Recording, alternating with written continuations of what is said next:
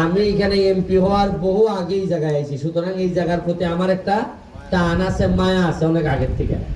এর লেগে আমি আপনাদের ছেলে, আমি কিন্তু এখনো মনে করি না যে আমি এমপি হয়েছি। প্রতিদিন ঘুম থেকে উঠতে আমার মনে হয় যে এটা স্বপ্ন দেখছিলাম না, তাই এমপি হয়েছি। আছে না স্বপ্নের মধ্যে মানুষের রাজা রাজা হইয়া ঘুম বাংলা করে দেখা যায় আর এই খাটের ভুল। আমার কাছে মনে হইতেছে আমি ঘুম থেকে উঠতে মনে হয় এরপরে হাত কাটি কিনা, আর এটা তো স্বপ্ন না, বাস্তবতেই দেখা যায়।